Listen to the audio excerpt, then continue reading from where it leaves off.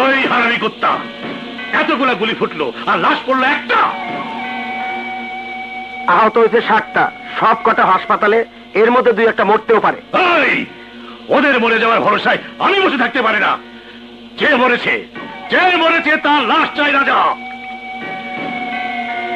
কাল সকালে পোস্টমর্টম শেষে আক্কাস নামে ওই ছেলেটার লাশ পুলিশ তার বিধবা মায়ের কাছে হস্তান্তর করবে। লাশটা নিয়ে আসতে হবে, বলতে হবে ও আমার দলে কর্মী ছিল। চুপ!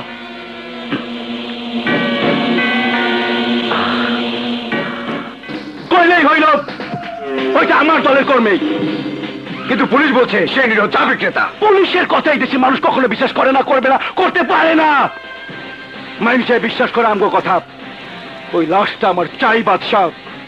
ওই লাশ নিয়ে আমি মিছিল করুম, বক্তৃতা দিয়ে এলাকা ফেস টু ফেস ব্লক করে বানামু, পত্র পত্রিকা আমার ছবি ছাপা হবে, আমি আন্না শুয়ের বাচ্চার চাইতে বড় নেতা হয়ে যাব। ওই লাশটা আমার চাই বাদশাহ। আমার কি হইব? আমি কারে নিয়ে বাঁচুম? আল্লাহ রে, আমি কই যাবো? আমারে কেন তুলে নিলে না? আমারে নিয়ে আমার বুকের মানিক ফিরিয়ে দাও আল্লাহ।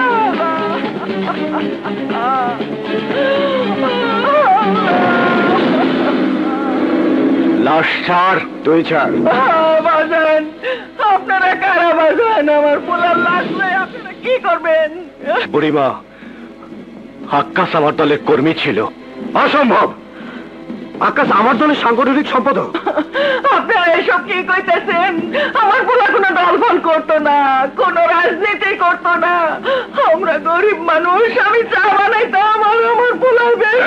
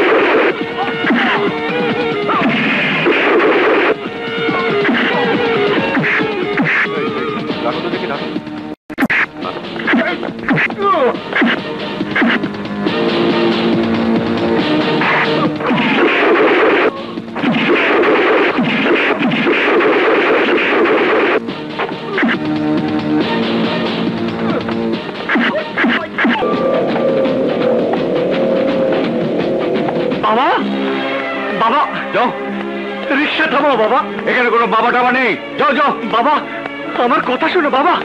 বাবা বাবা, কতদিন তোমাদেরকে দেখিনি বাবা। দরকার নেই, দরকার নেই, কাউকে দেখার দরকার নেই। সন্ত্রাসের কোনো বাবা মা ভাই বোন থাকতে নেই। বাবা একবার শুধু ঠিকানাটা বলো, আমি দূর থেকে মাকে দেখে চলে আসবো। বাবা একবার ঠিকানাটা দাও। সন্ত্রাসীর ঠিকানা একটাই, জেলখানা। বাবা যাও যাও। রাজা, রাজা, ওরা লাশ নিয়ে চলে গেছে।